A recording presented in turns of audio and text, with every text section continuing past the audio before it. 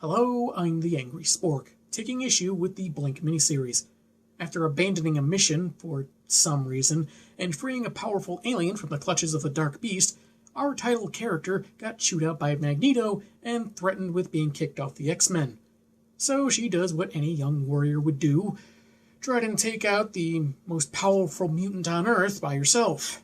But along the way, she thinks she sees an ally in Blastar from the Negative Zone, so she hops right through a portal, only to wake up with a gun to her face and no memory of who she is. Going great so far!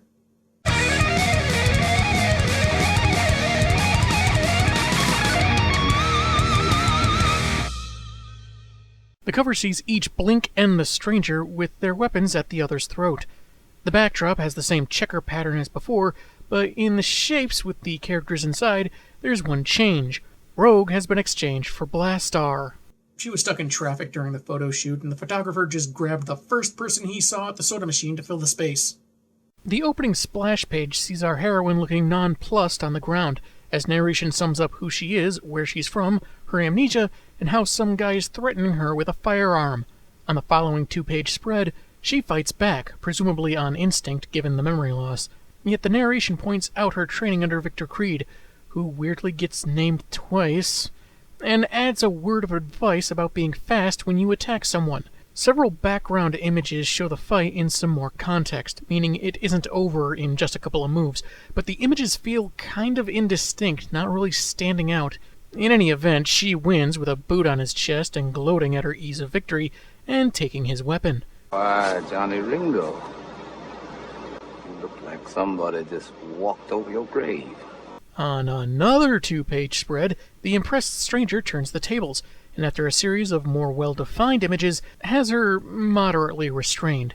And he might also be flirting, mentioning that he'll have some regret of disposing of her, as he believes she's an assassin.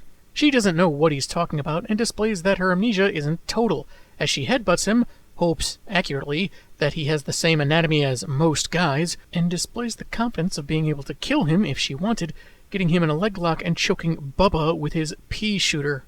I'll have you know, it shoots other vegetables too. If I had it set to cauliflower, you'd be dead right now.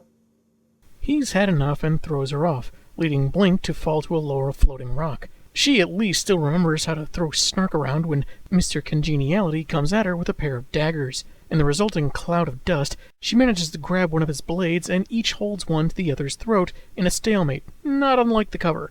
She suggests they avoid killing each other, he explains where they are and how they're breathing in what looks like outer space, yada yada yada, and they can take it from there.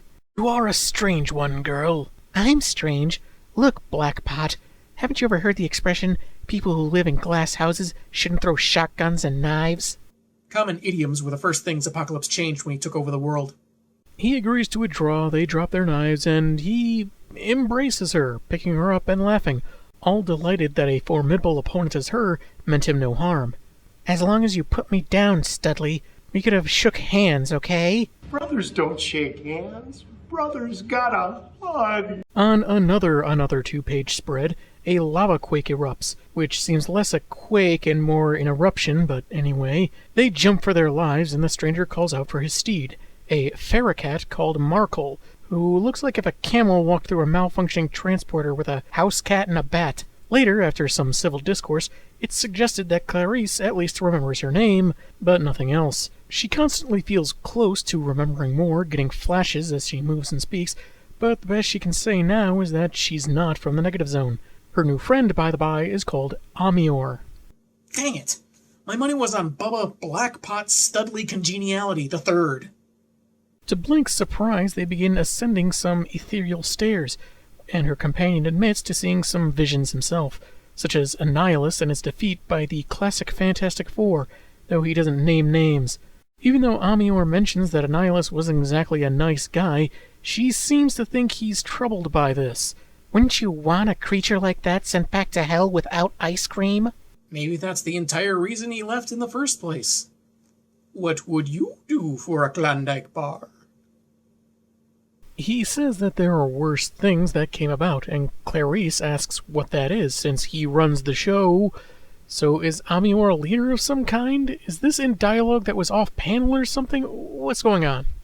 I get that they talked about stuff and are more familiar now, but things like Blink remembering her name or that her new pal is some kind of leader feels like something that should have been clarified earlier, not off-panel. Like the amnesiac remembering her first name, or why Amior thought the unconscious girl he was pointing a gun at was an assassin out to get him. Anyway, their naturally blind flying camel thing senses trouble ahead, and apparently no longer has whiskers for some reason.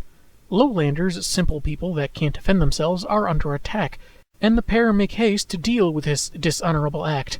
When they arrive on a 2-page spread, they find Blastar's troops are the aggressors, narration adding that the smell of blood and burned flesh seems eerily familiar to Clarice. She's beginning to have flashbacks of her internship at Newsmax. Amior leaps off his ferrocat to attack the troops, accidentally knocking Blink off as well, and leaving her grasping Markel's tail and dragged behind the stampeding beast of burden. She muses that her companion seems noble, if not very smart.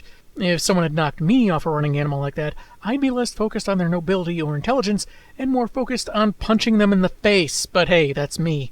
However, the X-Man encourages Markel to keep going, so she can take out a goon about to murder an old woman. Landing on her feet, with 0 damage to her clothes after being dragged like that, her body is still moving on instincts her mind doesn't recall, as she grabs a stray blade.